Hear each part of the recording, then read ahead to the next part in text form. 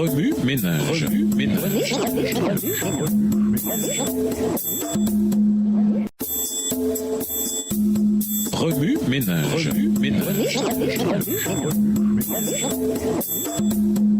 Bienvenue dans votre émission Remue ménage. Voilà le son de mardi. Connaissez votre condition.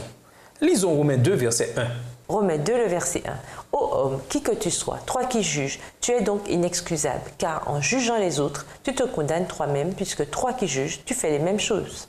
Certains disent que la première étape vers la sanctification, c'est la prise de conscience de notre condition. Dans les 3 premiers chapitres de Romains, Paul martèle que tous sont péchés et sont privés de la présence glorieuse de Dieu. Romains 3, verset 23. Tous ont cette maladie de l'âme appelée péché, mais tous ne sont pas conscients de la gravité de leur condition. Au chapitre 1 et 2, Paul nivelle le terrain en montrant que juifs et gentils ont le même problème, le péché. Mais pourquoi a-t-il insisté sur ce point? Simplement parce qu'il écrivait à l'église à Rome. Cette église se composait initialement de chrétiens majoritairement juifs qui, plus tard, furent expulsés par l'empereur Claude. Ce n'est qu'après l'an 54 après Jésus-Christ qu'ils purent revenir à Rome. Ils découvrirent alors que les dirigeants de l'Église étaient composés de gentils convertis au christianisme, ce qui entraîna des tensions des deux côtés.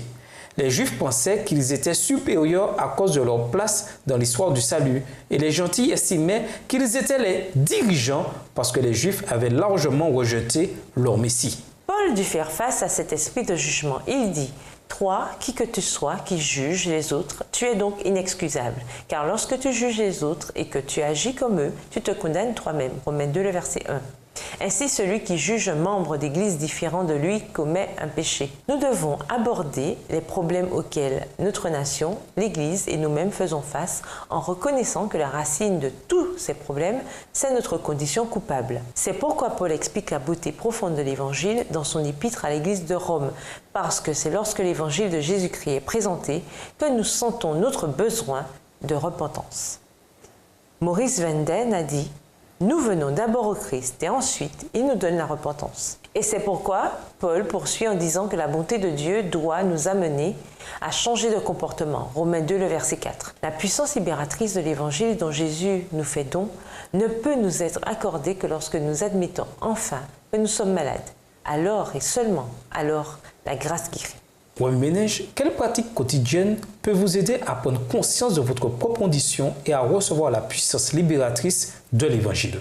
Quelles étapes pratiques l'Église peut-elle suivre pour guérir ces divisions sociales, raciales, culturelles ou autres? Au revoir. Et à demain si Dieu veut. Remue ménage. Remue ménage.